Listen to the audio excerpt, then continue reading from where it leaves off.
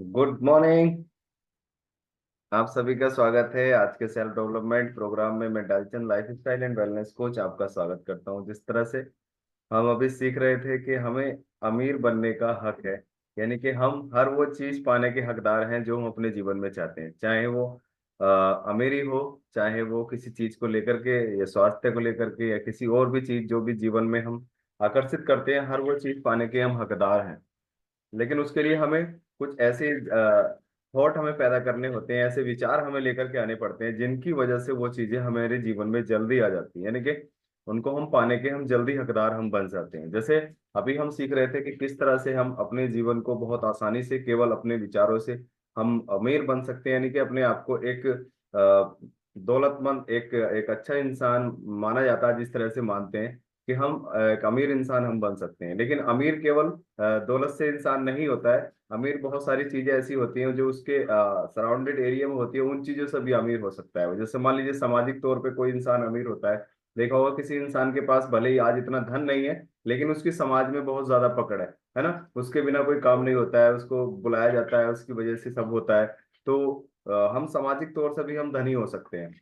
और एक हम सेहत के एक सेहत का नजरिया है, हम सेहत के नजरिए से भी हम धनी हो सकते हैं। जैसे हम देखते हैं कि चाहे हमारे पास सब कुछ कितना ही पैसा धन दौलत है, लेकिन हमारे पास एक अच्छी सेहत नहीं है, तो हम भी अपने आप को अमीरी में हम काउंट नहीं कर सकते। तो हम सेहत के रूप से भी अमीर हो सकते हैं ना। एक आदर्शवादी इंसान भी एक अमीर हो सकता है। जैसे हमने बहुत सारे महापुरुषों को अपने जीवन में देखा कि उनके पास इतना ज्यादा धन नहीं था, लेकिन उन्होंने कुछ कंट्रीब्यूट किया, अपनी अपनी लाइफ को उन्होंने लगा दिया उस समाज के लिए, उस देश के लिए, और कुछ एक अच्छा काम करने के लिए। तो उनको भी आज अमीर इंसानों में उनकी काउंटिंग होती है, यानी कि उनका जो आज नाम है एक स्वर्ण अक्षरों में ले जाता है। क्यों? क्योंकि वो अपने नाम से कुछ ऐसा काम करके गए, अपने जीवन से कुछ ऐसी चीजें करके गए जिनका नाम आज ले जाता है। क्या उनको हम गरीबी में गिन सकते हैं? नहीं ना।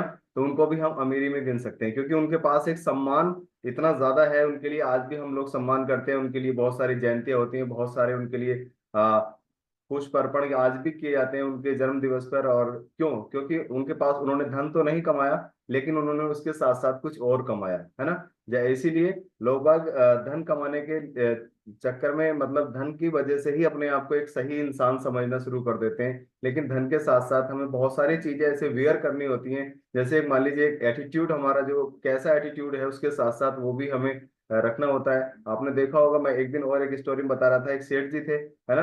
तो वो किसी के उनके घर कोई इनविटेशन आते थे, तो वो इनविटेशन में नहीं जाते थे, क्योंकि वो बहुत ज्यादा धनी थे। तो वो सोचते थे कि तेरा सम्मान तो तेरे अगर कोई एक चीज भी चली गई तो उससे भी तेरा उतना ही सम्मान होने वाला है जितना तेरे खुद के वास्तविक मतलब जाने से होगा। तो अपनी जूतियां वो भेज दिया करते थे, जूते वहां पर भेज दिया करते थे। और बोले बोले कौन आया? बोले सेठ जी की जूती आई है। बोले कौन आया जी? सेठ जी की जूती आई है। तो इस तरह से होता था। लेकिन ऐसा रिवर्स, क्योंकि प्रकृति वही देती है जो हम प्रकृति को देते हैं। बिल्कुल राइट, एकदम पेट डायलॉग है ये। और वास्तव में होता भी ऐसा ही है। तो जब एक दिन सेठ जी के यहाँ ऐसा कुछ प्रोग्राम हुआ, तो सेठ जी ने भी इनविटेशन दिए लोगों को। जहां जहां वो गए, जहां जहां उन्होंने अपने मतलब कुछ योगदान देते हैं, जैसे सहयोग राशि या कुछ इस तरह से सम्मान राशि के रूप में कहीं हम लिफाफे वगैरह देते हैं। तो उन्होंने भी अपने निमंत्रण दिए। तो उनके निमंत्रण में भी जब रिटर्न में जब आया, तो उन लोगों ने भी बहुत सारी अपनी अपनी जूतियां उनके घर भेज दी। तो हुआ क्या? तो वहां भी ऐसे ही हुआ। तो क्या वो उनको हम धनी मान सकते हैं? नहीं ना, क्योंकि उनके पास उस तरह का संबंध, उस तरह की सामाजिक पकड़, उनके पास समाज में इतना सम्मान नहीं है। अगर धन दौलत चाहे कितनी है, तो वो भी बेकार है। तो इसलिए धन केवल एक प्रतीक है, एक देश का प्रतीक हो सकता है ना। उसको केवल एक मतलब जरूरतें पूरी करने का एक साधन हो सकता है। लेकिन हमें उसके साथ साथ बहुत सारी ऐसी चीजें वेयर करनी होती हैं जिससे हमारी एक अलग पहचान, एक अलग पकड़ हमारी समाज में होती है। सो दैट, है ना, धन एक प्रतीक है। वो सुंदरता दे सकता है, वो बहुत सारी विलासिता, बहुत सारे ऐसे प्रतीक हमें देने में मदद करता है। हमारे सारी उन चीजों को पाने में हमारी हेल्प कर सकता है, जिन चीजों को हम अपने जीवन में धन के माध्यम से हम ला सकते हैं ना। लेकिन जैसा आकर्षित करेंगे वैसा ही होगा। हमारे पास अधिक पैसा रहेगा, अधिक धन रहेगा। अ, हम अगर गरीबी को आकर्षित करते हैं, क्योंकि गरीबी कोई एक मानते हैं कि गरीबी एक मानसिक बीमारी है, कोई परमानेंट चीज नहीं है। अगर कोई इंसान मान लीजिए एक झोपड़ी के अंदर वो रहता है और वो स्वास्थ्य रूप से मतलब स्वास्थ्य रूप से बिल्कुल वो स्वस्थ है, और समाज में उसकी अच्छी उठ बैठ, मतलब लोग बाग उसका सम्मान करते हैं, तो क्या उसको गरीब मान सकते हैं? नहीं ना। लेकिन वो इंसान खुद को गरीब मान लेता है उस झोपड़ी को देख करके कि तेरे पास कुछ नहीं है ना। तो ये एक मानसिक बीमारी है। ये कोई मतलब ऐसी चीज नहीं है कि हाँ पैसे से ही इंसान धनी होता है। तो धन का सम्मान करना सीखें। जितना जिस चीज का सम्मान करेंगे उतनी वो चीज हमारी तरफ आएगी। जैसे हमने देखा होगा आम जीवन में हम पैसे को, धन को बहुत से अलग अलग शब्दों में उसका उपयोग करते हैं। जैसे बोलते हैं, बोले कह देते हैं, बोले यार तेरे बहुत ज्यादा कितने रुपल्ली हैं, है ना, तेरे भले टकसाल हो गए, है ना। इस तरह से मतलब उसका अपमान करते हैं। धन का जो अपमान करते हैं, और भी कोई ऐसी चीज है, मान लो किसी इंसान का भी अपमान हम करते हैं, या किसी के कोई भी ऐसी वस्तु है उसका अपमान करते हैं, तो वो चीज हमारे जिंदगी से दूर जाना शुरू हो जाती है। जिस चीज का जितना ज्यादा सम्मान करते हैं वो चीज हमारी तरफ आना शुरू हो जाती है। जैसे घर में बच्चे भी हैं, हम जितना उनका सम्मान करते हैं, जितना ज्यादा उनसे बिल्कुल मिलजुल कर रहते हैं, उतना ही वो हमारे पास आना शुरू करते हैं। बहुत सारी चीजों में आपने देखा भी होगा कुछ संबंधों में कि ये तो अपने पापा के पास ही ज्यादा रहता है, पापा का लाडला है ना, है ना, पापा की लाडली है। इस तरह से देखा होगा, क्यों? क्योंकि वो उससे ज्यादा मतलब सम्मान करते हैं उसका, और वो उसको पास रहने का मन करता है। यहाँ तक कि इंसान नहीं, जानवर भी हमसे उतना ही संबंध रखते हैं। मान लो घर में कोई हमने डॉगी पाल रखा है, या कोई और पेट हमने हमारे घर में है, वो उसी इंसान की तरफ ज्यादा जाता है जो उसके उससे ज्यादा प्यार करता है, उसका सम्मान करता है, राइट। तो ऐसा हर एक जगह होता है। हम जिन चीजों को ज्यादा आकर्षित करते हैं, जिन चीजों का हम सम्मान करते हैं, वही चीजें हमारे जीवन में आना शुरू हो जाती हैं।